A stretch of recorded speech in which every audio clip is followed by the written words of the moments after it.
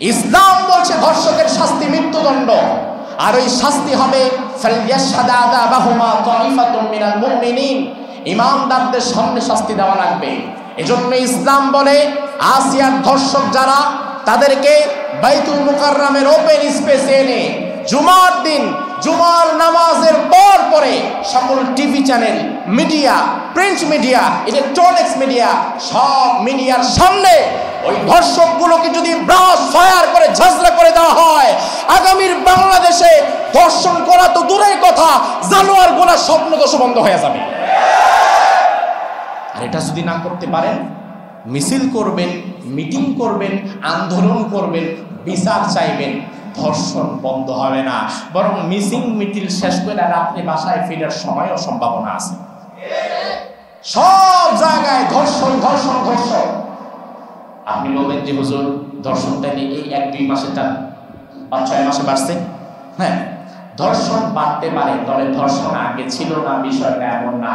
ধর্ষণ আগেও ছিল, এখনো আছে, 5 বছর আগেও ছিল, গত বছরও ছিল, এখনো আছে। হয়তো আগের নিউজগুলো এত ভালোভাবে আপনারা প্রকাশ করতে পারতেন না যতটা এখন পারেন, কিন্তু অপকর্ম ছিল, ধর্ষণ ছিল।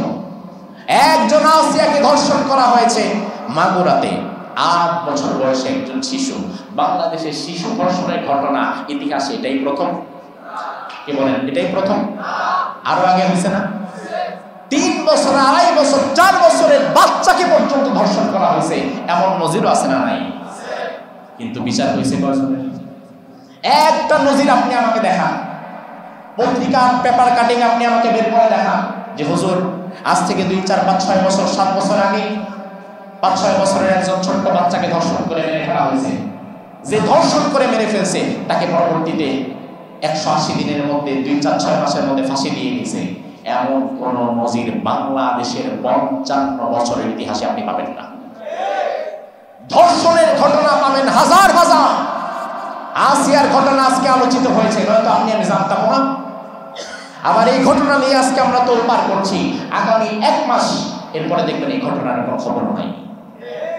এই ঘটনা ইস্যুর নিচে চাপা পড়ে যাবে, নতুন কোন ঘটনা সামনে চলে আসবে। অপরাধীদের পক্ষে হয়তো কোনো আইনজীবী দাঁড়িয়ে যাবে টাকার লোভে। অপরাধীরা হয়তো 6 বছর, 2, 4, 6 মাস পরে, 2, 4 বছর পরে হইল জামিনে আবার বের হয়ে যাবে। তার কারণ হচ্ছে বাংলাদেশে ধর্ষণ বৃদ্ধি হওয়ার এবং এটা চলমান থাকার অন্যতম কারণ হচ্ছে এই দেশে ধর্ষকের কোন শাস্তি আমরা এখনো পর্যন্ত প্রকাশ্যে দেখি নাই।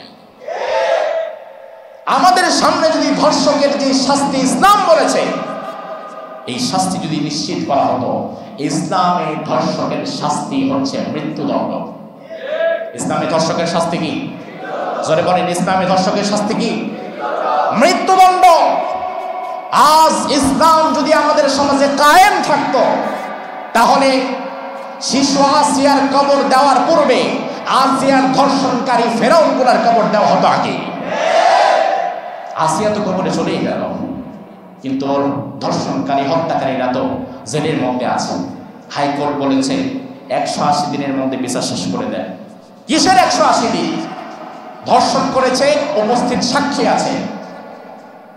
এরপরে যারা ধর্ষণ করছে তারা নিজেরা স্বীকারোক্তি দিছে। এরপরে আপনি আর কিসের সাক্ষী চান? এরপরে আপনি আর কিসের সময় চান? কারণ 180 দিনের মধ্যে দুনিয়াতে কি হবে না হবে, ধর্ষকেরা যে কোন ফাঁক ফকর দিয়ে বের হয়ে যাবে, এটা আমরাও জানি না। আমার ভাইরা, এই ধর্ষণ বন্ধের একটাই উপায়, সেটাই হচ্ছে ইসলাম। একটাই উপায়, অন্য কোনো উপায় নাই।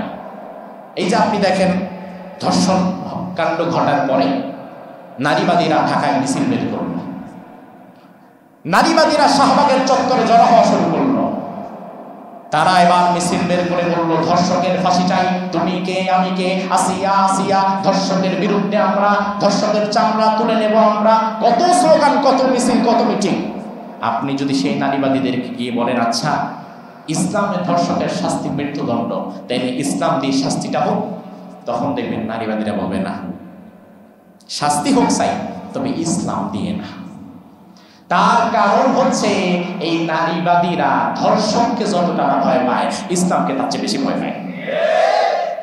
শাস্তি হোক এটা চায়, তবে ইসলাম দিয়ে চায় না।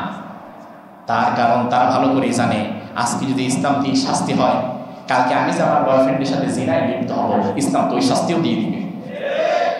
এই জন্য নিজের অপকর্ম বন্ধ যেন না হয়, এই জন্য তারা ইসলাম চায় না। অথচ আমার ভাইরা, সমাজে হাজার মিটিং হবে, মিছিল হবে, নানানজন নানান ফর্মুলা দিবে।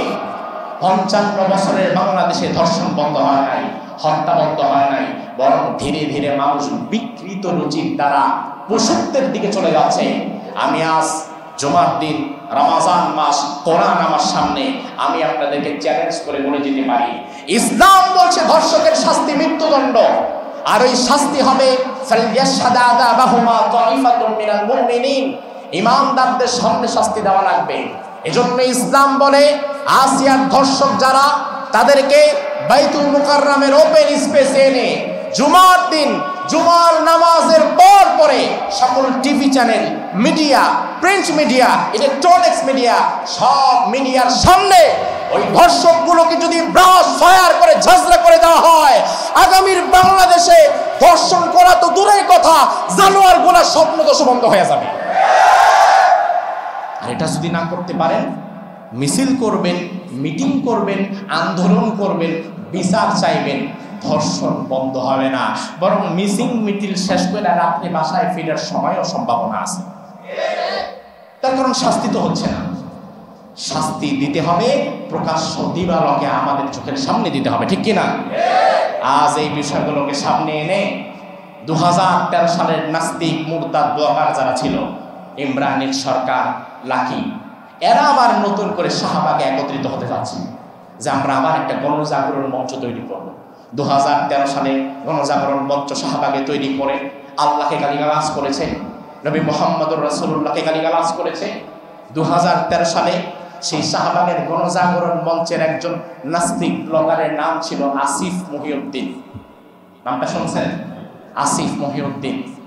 তখন আমরা পত্রিকায় পড়েছিলাম, আসিফ মহিউদ্দিন তার ব্লগে লিখেছিল, শাহবাগে রাজাকারদের ফাঁসি হবে, সাইদির ফাঁসি হবে, অমুক তমুকের ফাঁসি হবে, শাহবাগে আমরা মুক্তিযোদ্ধার চেতনা বাস্তবায়ন করব। আর শাহবাগের মোড়ের এই আন্দোলন কেউ যদি বন্ধ করতে আসে, সে পারবে না। এমনকি আসিফ মহিউদ্দিন শেষে লিখেছিল, শাহবাগের মোড়ে যদি আল্লাহ নেমে আসে, আল্লাহরও ফাঁসি দিব। এখনো তার ব্লগ খুঁজতে হয়তো লেখাগুলো পাবেন। সেই ব্লগাররা, নাস্তিক কুলাঙ্গার মুরতাদেরা আবারও একটা অস্থিতিশীল পরিস্থিতি তৈরি করার জন্য শাহবাগে একত্রিত হওয়ার একটা চেষ্টা তারা করছে। তবে হয়তো তারা ভুলে গেছে 2013 আর 2025 এক না। 2013 সালে শাহবাগে গণজাগরণ মঞ্চ তৈরি করে আল্লাহ রাসূলকে গালিগালাজ করেছ, ইসলামের বিরুদ্ধে কথা বলেছ, ভালো ভালো মানুষদেরকে ফাঁসির কাস্টে ঝুলিয়েছ। আজ 2025 সালে যদি শাহবাগে গণজাগরণ মঞ্চ তৈরি আবার করা হয়, তাহলে ওই গণজাগরণ মঞ্চ তৈরি করা হবে শুধুমাত্র তাদের জন্য যারা 2013 সালে সেখানে জমায়েত হয়েছিল। আজকে তাদেরকে ধরে ধরে ফাঁসি দেওয়ার জন্য তৈরি হবে, অন্য কোনো কাজের জন্য। এই জন্য আমার ভাইয়েরা, রমজান মাস চলে যাচ্ছে, রমজান আমাদেরকে শেখায় তাকওয়া। আর তাকওয়া কি? আল্লাহ বলছেন, ইয়া আইয়ুহাল্লাযীনা আমানুত্তাকুল্লাহ, ও ঈমানদারেরা আল্লাহকে ভয় করো, ওয়া কুলু কাওলান সাদীদা, এবং তুমি সব সময় সত্য কথা বলো, সোজা পথে চলো। সত্য কথা বলতে গিয়ে যদি কারো হুমকি ধমকি উপেক্ষা করতে হয়, সবার চোখ রাঙানি, হুমকি ধমকি উপেক্ষা করে আমাদেরকে সত্য পথে থাকা লাগবে, ঠিক কিনা? আল্লাহ সুবহানাহু ওয়া তাআলা আমাদেরকে কবুল করুক, আমরা বলি আমিন। আমি আজ আর আপনাদের থেকে সময় নিতে পারবো না, সন্ধ্যার দিকে আমার ফ্লাইট। আপনাদের সবার জন্য আমি দোয়া করব। আরব বিশ্বের কয়েকটা দেশ সফর হবে আমার ইনশাআল্লাহ, বাহরাইন, মিশর, এরপরে সেখান থেকে মদিনাতুল মুনাওয়ারা এবং মক্কাতুল মুকাররমা। আমি ইনশাআল্লাহ তাআলা আপনাদের সবার জন্য দোয়া করব, আপনারাও আমার জন্য দোয়া করবেন। যে কাজ আমরা হাতে নিয়ে যাচ্ছি, ফিলিস্তিনি ভাইদের যে সহযোগিতামূলক একটা প্রজেক্ট নিয়ে আমরা যাচ্ছি, আল্লাহ তাআলা যেন এই কাজ স্বচ্ছতার সাথে, আমানতদারিতার সাথে এবং ধৈর্যের সাথে এই কাজগুলো করার জন্য তৌফিক দান করে, বলেন আমিন।